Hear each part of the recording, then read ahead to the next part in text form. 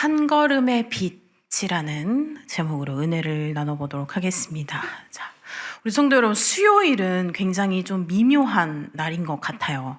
월요일이 딱 다가오면 굉장히 충격적이죠. 주일까지 너무 잘 쉬고 은혜 듬뿍 받고 했는데 월요일 날 딱 다가와서 일하러 가야 돼. 굉장히 충격적인 날입니다. 그런데 월요일이 이제 어느 정도 지나갔어요. 수요일이기 때문에. 근데 또 금요일을 기다리자니 너무 멀어요. 그렇지 않나요?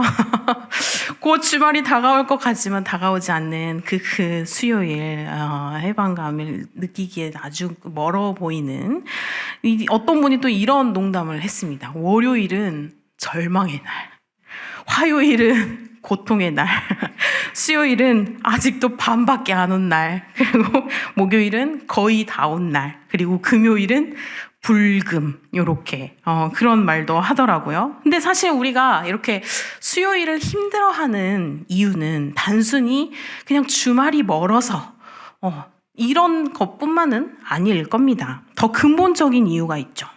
우리가 우리의 그 인생 자체가 지금 한가운데 어딘가에 있다는 느낌 때문일 것입니다.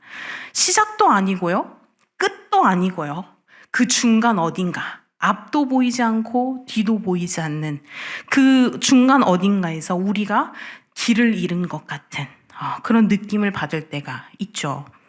또 어떤 분은 오늘 직장에서 상사분에게 부당한 질책을 들으셨을 수도 있습니다. 억울했지만 참아야 하는 그런 상황들이 있었을 것이고, 또 어떤 분은 가정에서 배우자분과 함께 말다툼을 하는 경우가 있었을 것이죠. 서로 이해받지 못하는 느낌, 뭔가 가족이 있는데 외로운 것 같은 느낌, 이런 느낌이 드셨을 수도 있고요. 또 어떤 분은 병원에서 좋지 않은 소식을 들으셨을지도 모릅니다. 그러니까 건강검진 결과가 걱정되기도 하고 재검사를 받아야 한다는 말에 또 밤잠을 설치는 그런 상황들이 있었을지 모르겠습니다. 또 어떤 분은 우리 자녀들이 오늘 많이 나왔는데 자녀의 문제도 있죠. 공부 안 하고 스마트폰 하고 게임만 하고 있는 것 같은 그런 우리 친구들, 또 사춘기에 말을 듣지 않는 우리 친구들, 아니면 이제 조금 큰 애들로 가서 취업이 잘 되지 않는 친구들, 또는 방에만 틀어박혀 있어가지고 성인 자녀인데 일을 하지 않고 있는 것 같은 그런 친구들, 답답해하고 계실지도 모르겠습니다. 또 이렇게 제가 이제 계속해서 오늘 조금 이런 구체적으로 말씀드리는 이유는 그 고민이 저에게도 낯설지 않기 때문입니다. 한 분 한 분의 각자의 고민이 있겠죠. 저도 마찬가지로 저는 전도사로서 사역을 하면서 때때로는 앞이 보이지 않을 때가 있습니다. 내가 과연 지금 이 길을 제대로 가고 있는 것인가? 내 설교가, 내가 선포하는 이 말씀이 정말 우리 성도님들에게 은혜가 되고 또 말씀으로 살아가는 데 있어서 내가 본이 되고 있는 것인가? 이러한, 또 사역을 하다가 나중에는 내가 또 어떠한 모습으로 있을 것인가? 이러한 고민들 또는 두려움이 밀려올 때가 있습니다. 그래서 저는 오늘 본문 말씀이 좀 더 소중하게 다가왔던 것 같아요. 오늘 우리가 함께 이 묵상할 시편 119편 105절에서 112절 말씀은 바로 그런 우리를 위한, 어둠 속에서 길을 잃은 것 같은 두려운 마음이 드는 그런 우리를 위한 하나님의 따뜻한 위로의 말씀이기 때문입니다. 자, 시편 기자가 첫 본문 9절에서 선포를 하죠. 오늘 말씀 첫 절입니다. 105절 함께 읽겠습니다. 주의 말씀은 내 발의 등이요 내 길의 빛이니이다. 아멘. 성도님들, 등불이 왜 필요할까요? 등불이 대낮에 햇살이 쨍쨍한 오후 한 2시쯤 요때 등불이 필요하신가요? 필요 없죠. 그럼 언제 필요할까요? 등불은 아무것도 보이지 않을 때 필요합니다. 앞이 보이지 않을 때 필요하죠. 길을 잃었을 때 필요합니다. 혼자라는 느낌이 들 때 필요하다는 것이죠. 시편 기자가 이 고백을 할 때 지금 그의 인생도 그러한 깊은 어둠 속에 있었습니다. 107절을 보면 나의 고난이 매우 심하오니라고 고백을 합니다. 그리고 109절을 보면 나의 생명이 항상 위경에 있사오니 이렇게 절박하게 또 기도를 드리고요. 110절을 보면 악인이 나를 해하려고 올무를 놓았사오나요 이렇게 고백을 합니다. 이것이 지금 그가 처한 현실이죠. 고난이 굉장히 심했고 생명 또한 위태로운 그런 상황이었습니다. 사람들이 그를 해치려고까지 하고 있는 상황이죠. 그런데 바로 그 어둠 속에서 그는 하나님의 말씀이라는 등불을 발견한 것입니다. 그리고 그 등불 하나로 충분했습니다. 오늘 저녁에 우리도 함께 이 등불을 들고 우리의 그 어두운 인생길을 비춰보는 그런 시간을 가지려고 하는데, 어쩌면 우리 성도님들 중 어떤 분은 지금 너무 어두워서 이 등불로 충분할까 의심하실지도 모르겠습니다. 괜찮습니다. 의심하면서도 이 등불을 일단 들어보시길 권면합니다. 그러면 놀라운 일이 일어날 것입니다. 자, 오늘 말씀을 보면 시편 기자가 굉장히 정교하고 구체적인 표현을 사용을 하죠. 내 발의 등이라고 말을 합니다. 우리 발의 등도 아니고 세상의 등도 아니고 교회의 등도 아닙니다. 내 발의 등입니다. 이것은 무슨 의미일까요? 자, 옛날 이스라엘 사람들이 들고 다니던 그 등, 불빛, 이것이 우리가 지금 상상하는 핸드폰에 있는 후레쉬처럼 아주 잘 비춰지는 그런 등이 아니었죠. 옛날에는 그렇게 멀리까지 환하게 비추는 그런 등이 아니었습니다. 그냥 올리브 기름을 넣은 그냥 아주 작은 토기 램프였습니다.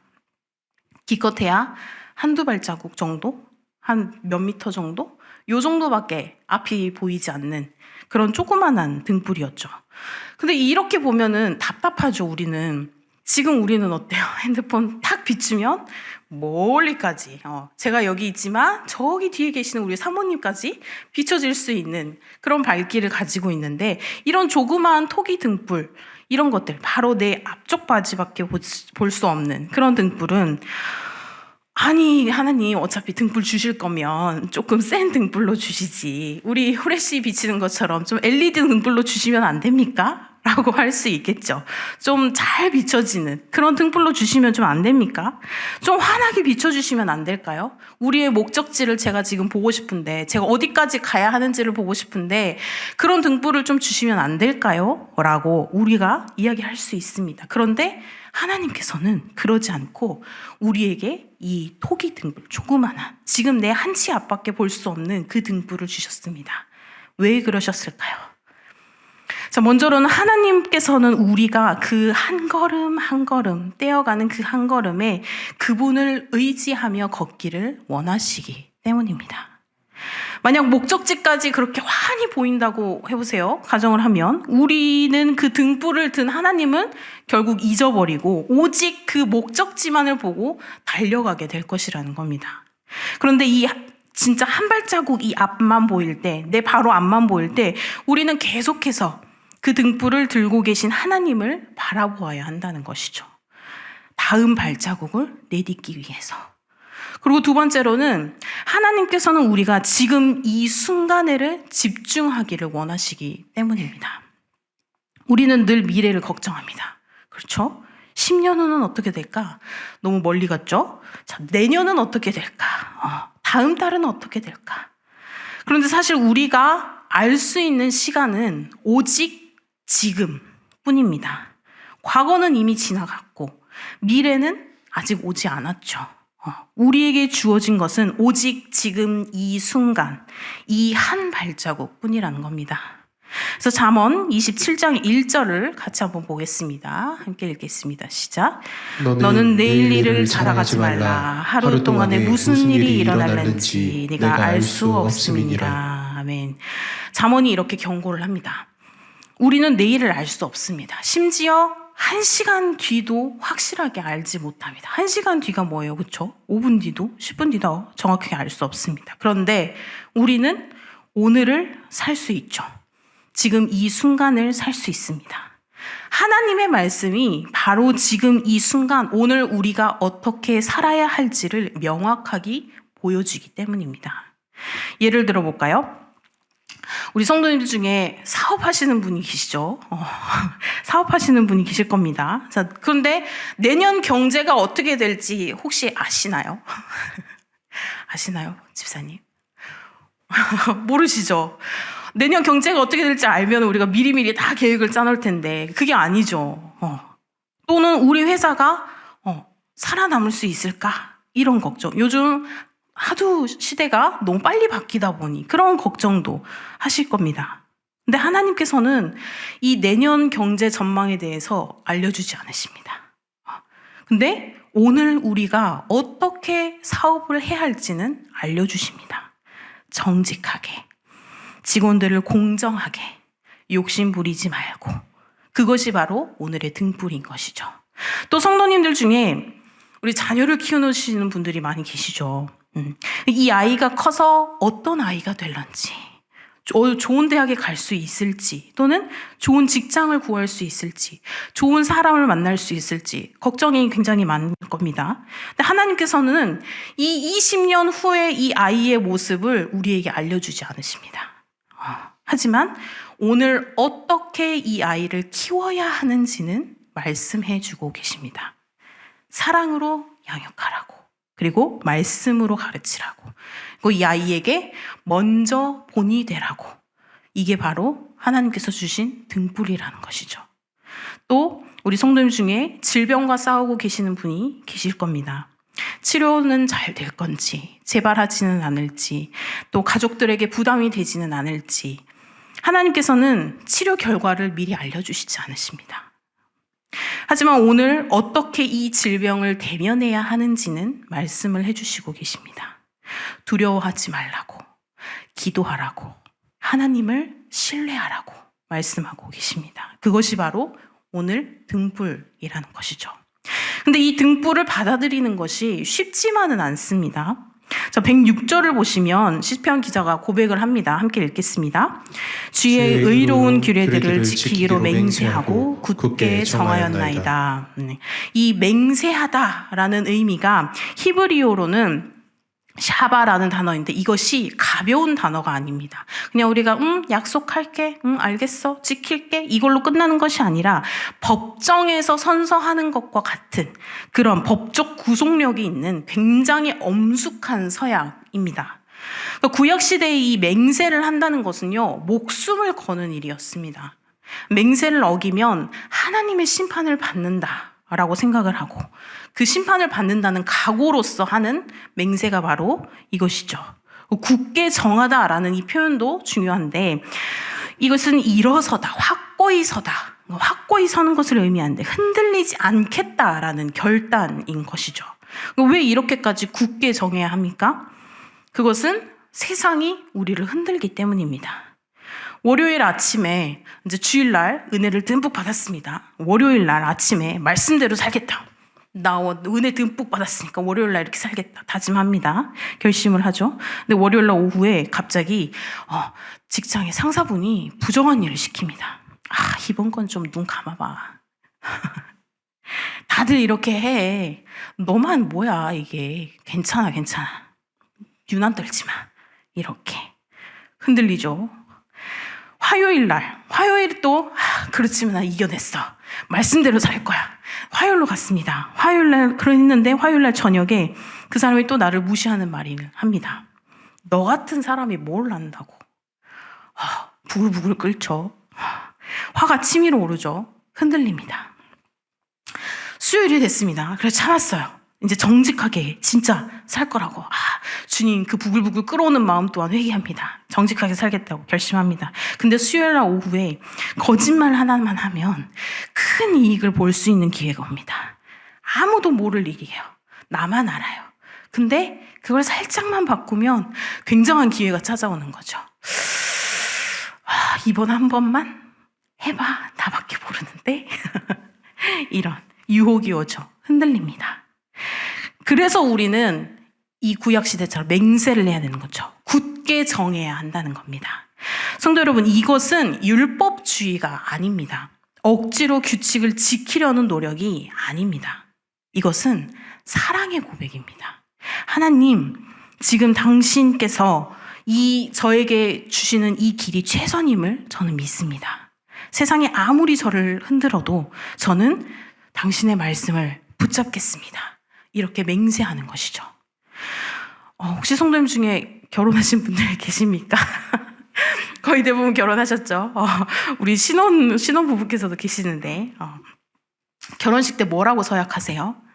학원사님 혹시 뭐라고 서약하셨습니까? 기억이 잘 안 나신가요? 약할 때나, 강할 때나, 기쁠 때나, 슬플 때나, 검은 머리가 뭐 되도록요? 팥불이 되도록. 그렇게 우리가 서약을 하죠. 그렇게 될 때까지 서로 사랑하고 존중하고 서로를 존경하겠습니다.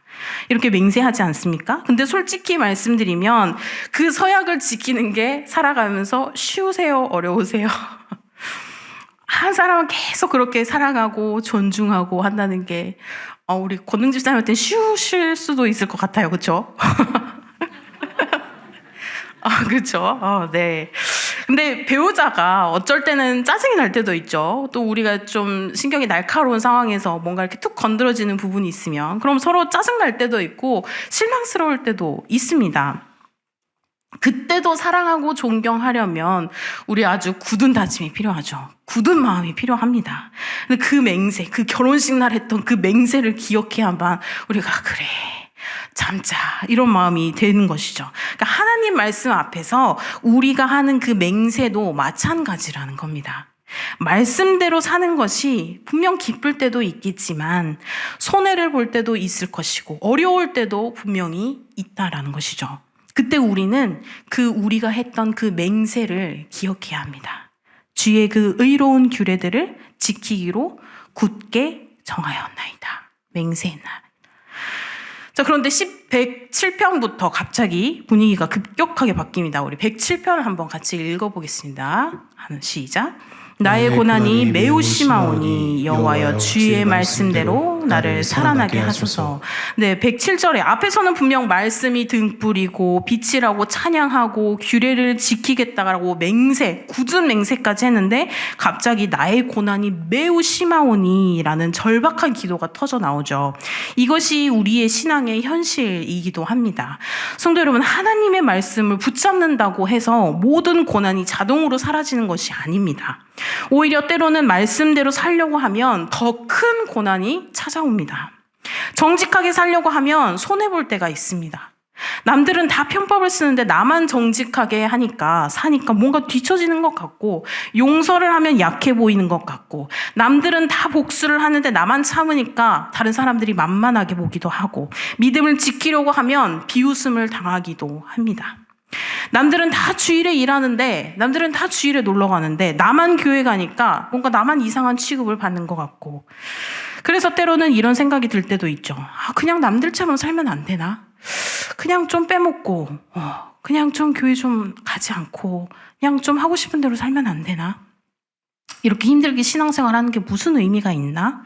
근데 시편 기자를 보면 지금 그는 굉장히 고난이 심했습니다. 매우 심하다는 것은 정말 이때 당시 이 히브리어로 극도로 극심하게 라는 의미인데 정말 견딜 수 없을 정도로 힘들다는 의미입니다. 그런데 그가 이 극심한 고난 중에 무엇을 붙잡습니까? 여호와여 주의 말씀대로 나를 살아가게 하소서. 그러니까 여기서 살아나게 하다는 단순히 그냥 생명을 유지하다가 아니라 회복시키다, 소생시키다라는 뜻을 가지고 있는데 그러니까 죽을 것 같은 그 상태에서 다시금 살아나는 것을 의미합니다. 그는 고난이 길었어도 고난이 있어도 말씀이 있으면 다시 살아날 수 있다라는 고백인 것이죠. 이렇게 확신을 가질 수 있었던 이유는 하나님의 말씀 속에 그 생명의 능력이 있다라는 것을 경험했기 때문입니다. 그래서 우리가 요한복음 6장 63절에서 예수님께서 이렇게 말씀을 하십니다. 함께 읽겠습니다.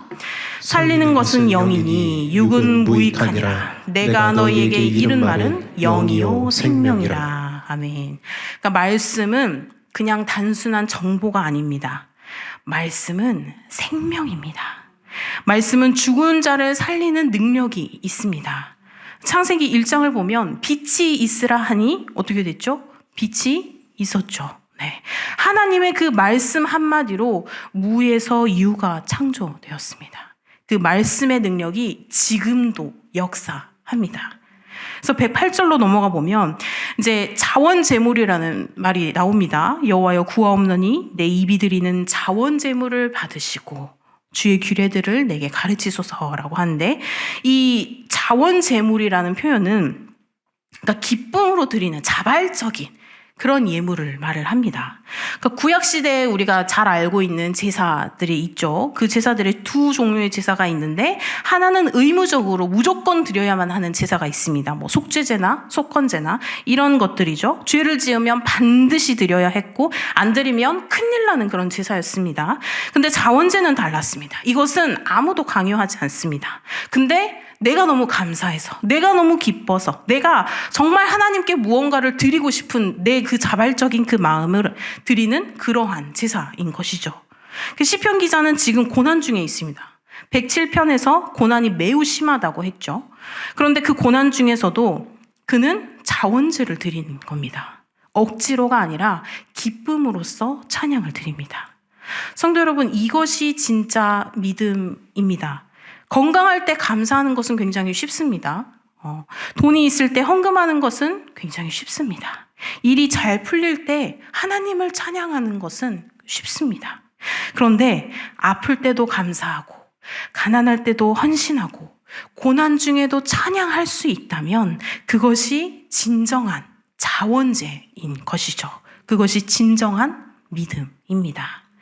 자, 욥기를 봐볼까요? 욥은 하루아침에 모든 것을 잃었습니다. 재산도 잃었죠. 자녀들도 잃었죠. 건강도 잃었죠. 모든 것을 잃었습니다. 그런데 그는 무엇이라고 고백하죠? 욥기 1장 21절을 같이 한번 보겠습니다. 시작. 이르되 내가 모태에서 알몸으로 나왔사온즉 또한 알몸이 그리로 돌아가올지라 주신 이도 여호와시오 거두신 이도 여호와시오니 여호와의 이름이 찬송을 받으실지니라고. 아멘. 이것이 자원제입니다. 모든 것을 잃었는데도 불구하고 하나님을 찬송합니다. 억지로가 아니라 진심으로 하나님을 찬송합니다. 근데 108절 후반부를 보시면 시편 기자가 자원제를 드리면서 동시에 주의 규례들을 내게 가르치소서라고 말을 합니다. 이것이 굉장히 흥미로운데, 우리는 고난 중에 무엇을 구하죠? 보통 하나님, 이 고난을 없애주세요. 이 문제를 해결해주세요. 이 질병을 고쳐주세요. 라고 우리는 보통 기도를 하죠. 물론 그런 기도가 당연히 필요합니다. 당연히 필요한데 시편 기자는 다른 것을 하나 더 구한다는 것이죠.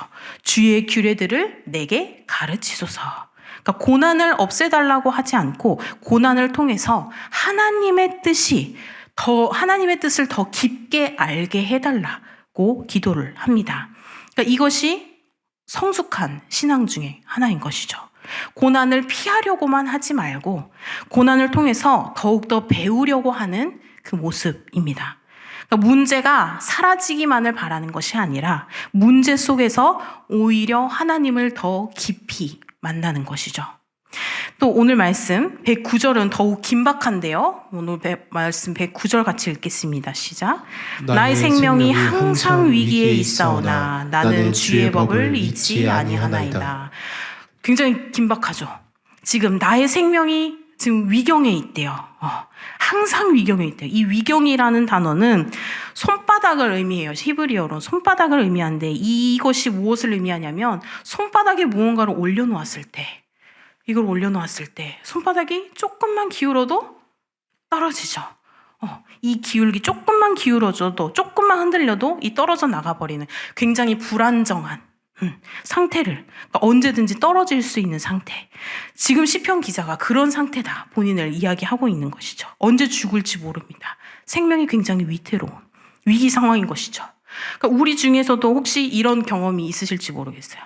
뭐 건강검진을 기다리는 마음, 또 수술실 앞에서 가족을 기다리는 그 마음, 또 중요한 시험 결과를 기다리는 마음, 뭐 또 여러 가지 어떠한 결과를 받아야 하는 그 마음들, 있죠.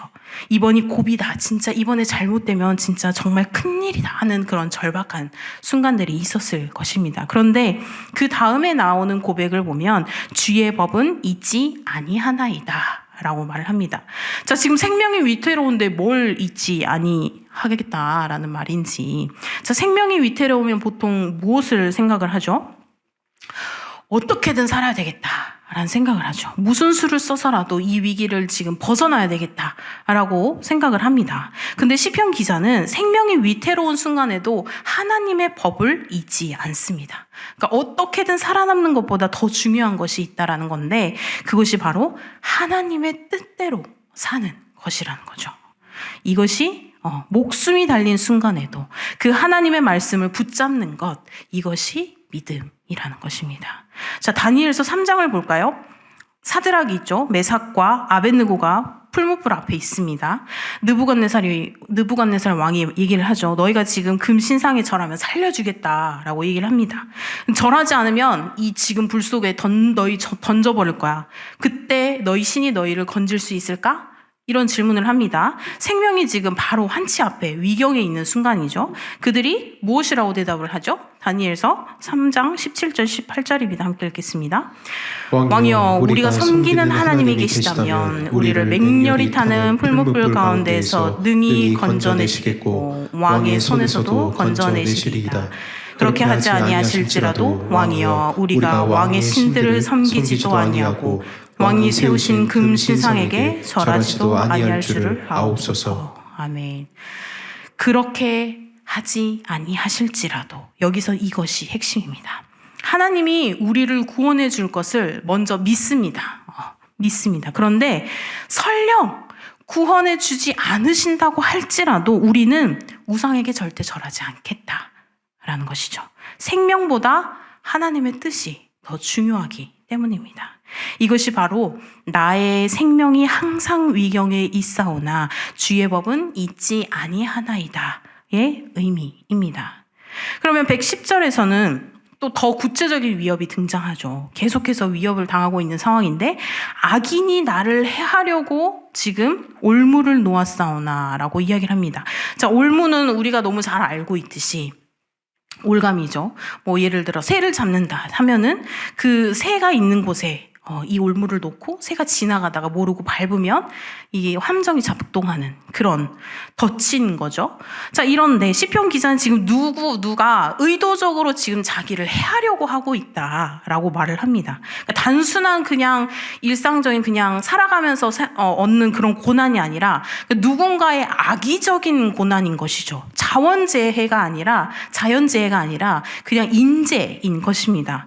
이런 경험이 있으실까요? 자연스럽게 생긴 어려움은 그래도 어느 정도 받아들일 수가 있습니다. 그런데 누군가가 의도적으로 나를 해치려고 할 때는 굉장히 화가 나기도 하고 억울하기도 하고 그렇죠. 교회에서 누군가가 나에게 근거 없는 소문을 퍼뜨렸다? 그렇죠. 직장 상사가 나를 괴롭혔다? 그렇죠. 또 사업에서 경쟁자 굉장히 비열한 방법으로 나를 공격했다? 그러면 굉장히 마음이 좋지 않습니다. 우리는 이럴 때 어떻게 반응을 해야 하나?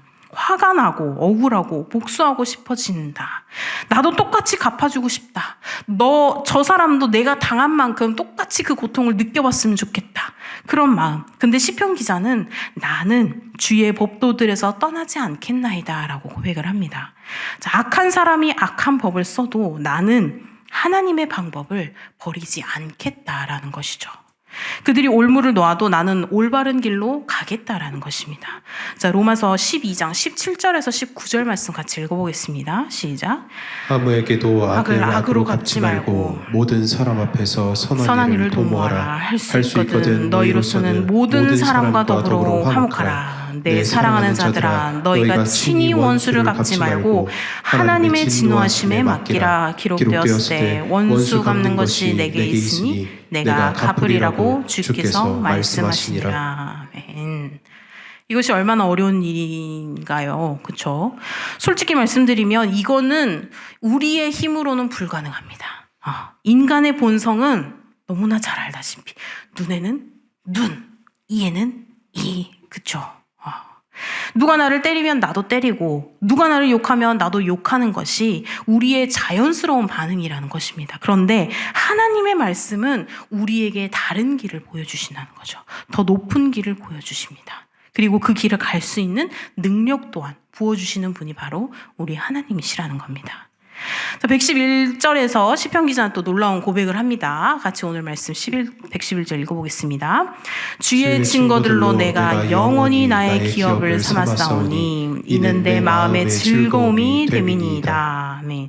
주의 증거들로 내가 영원히 나의 기업을 삼았사오니, 기업이라는 단어는 이제 그 시대 때는 이제 대대로 물려받는 그런 유산이죠. 상속 재산, 뭐 이런 것을 의미합니다. 근데 이스라엘 백성에게 이 기업은 굉장히 중요했습니다. 왜냐하면 하나님께서 그 약속의 땅 가나안을 각 지파에게 나눠주시고 각 가문에게 나눠주셨고 그것을 이제 대대로 상속을 하는 거잖아요.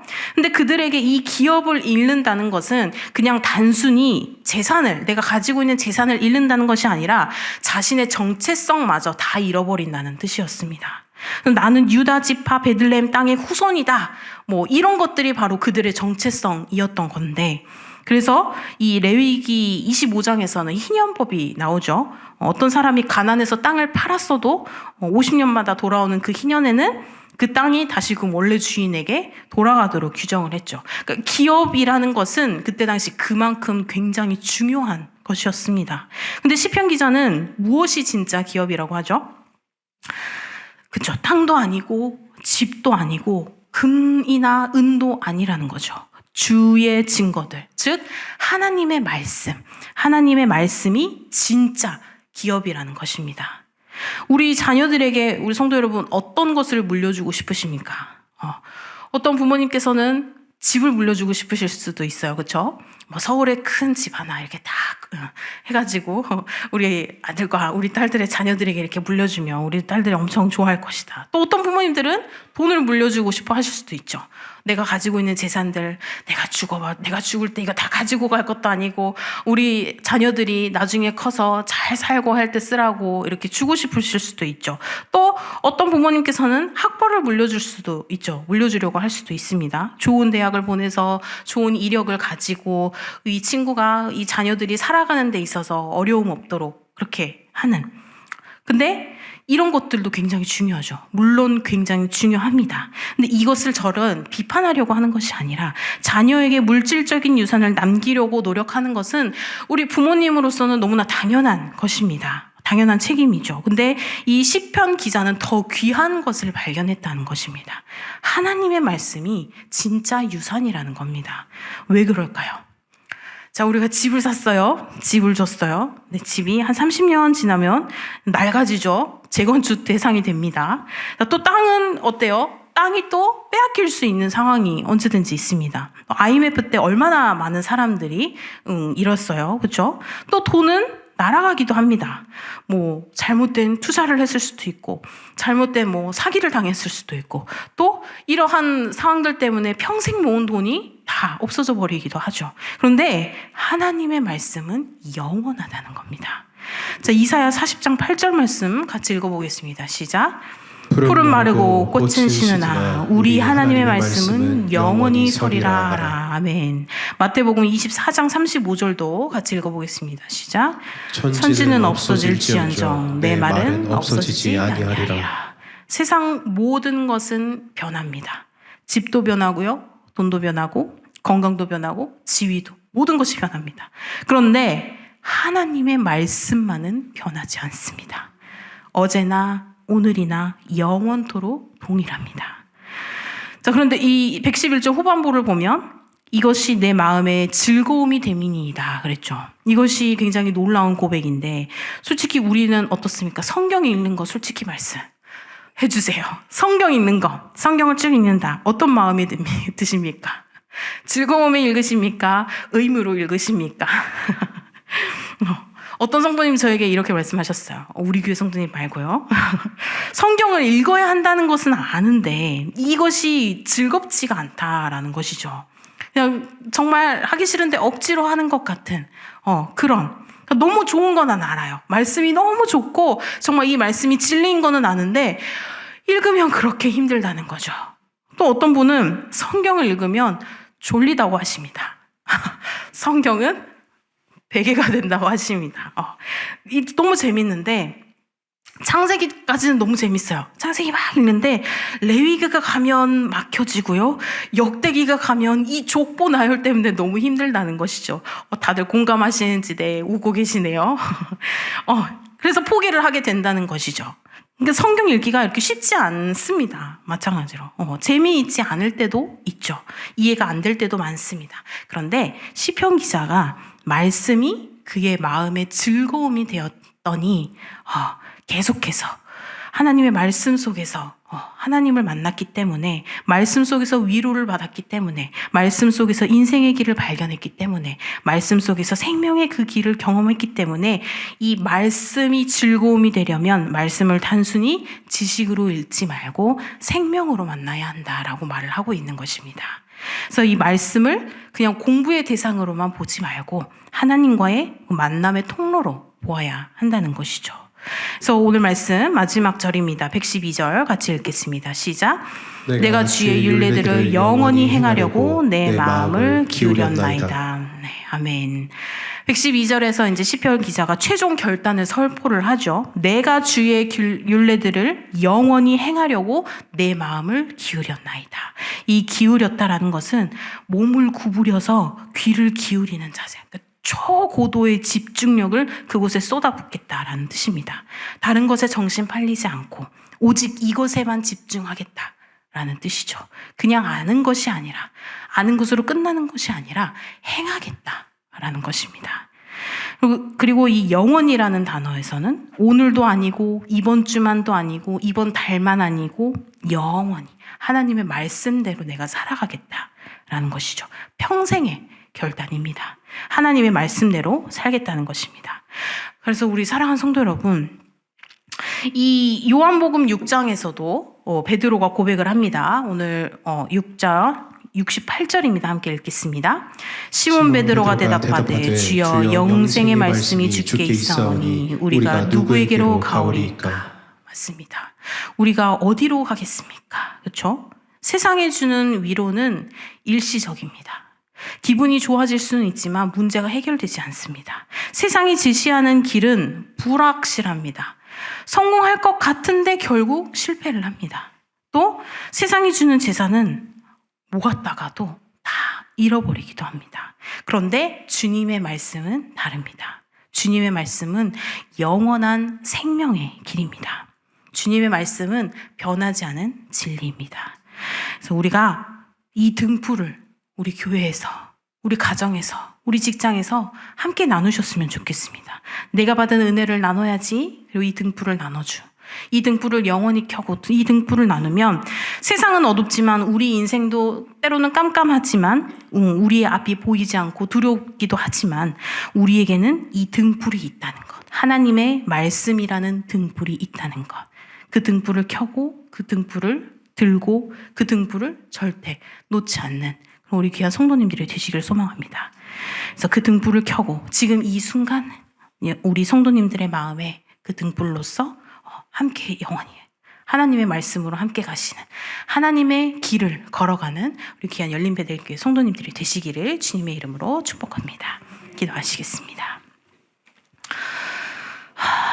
사랑하는 하나님 아버지, 정말 앞이 보이지 않아 두려울 때, 고난이 너무 심해서 쓰러질 것 같을 때 주의 말씀이 저희 발에 등이요 길이요 생명이 되심을 감사드립니다. 주님, 오늘 그 말씀이 저희의 마음에 남아서 내일 아침 눈을 뜰 때 그 등불을 켤 수 있게 하여 주시옵소서. 그래서 직장에서 가정에서 어디를 가든 이 등불을 손에서 놓지 않게 하여 주시옵소서. 그래서 마음에 이 진정한 즐거움이 되는 등불이 될 수 있도록 인도하여 주시옵소서. 감사드리며 예수님의 이름으로 기도드립니다. 아멘.